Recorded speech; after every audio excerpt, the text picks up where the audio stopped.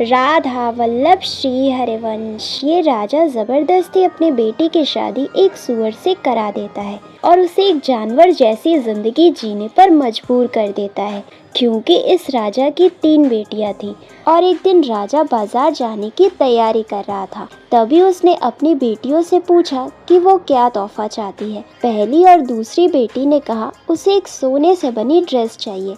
दूसरी बेटी ने कहा उसे चांदी की ड्रेस चाहिए, लेकिन तीसरी और छोटी बेटी ने कहा मुझे इन सब चीज़ों से फर्क नहीं पड़ता है, मुझे तो एक बोलने वाला अंगूर, हंसता हुआ सेब और एक फल जिसका आवाज़ घंटे जैसा हो, ये सब चाहिए। इन सब चीज़ों का मिलना नामुमकिन था, लेकिन बेटी से प्यार करता बाप बिना कहे बाजार चला गया और पहली और दूसरी बेटी का सामान खरीद लिया। लेकिन जब तीसरी बेटी की बारी आई तो सभी लोगों ने हाथ खड़ा कर दिया।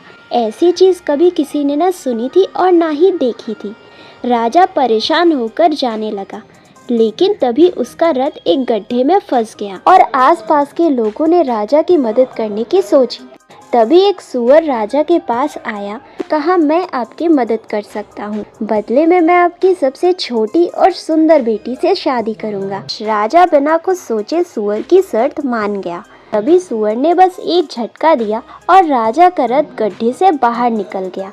राजा शर्त पूरा नहीं करना चाहता था, इसीलिए वो तेजी से महल पे चला गया, लेकिन इतने में सूअर अपना गाड़ी लेकर महल के नीचे पहुंच गया। राजा मजबूरी में अपनी बेटी को सूअर के पास भेजा। सूअर जब राजकुमारी को देखा तो तुरंत उसे गाड़ी में बैठाकर अपने घर ले गया और उसे एक सूअर जैसी जिंदगी जीने पर मजबूर कर दिया और कहा कि अब यही तुम्हारा घर है। ये सुनते ही राजकुमारी रोने लगी और सो गई।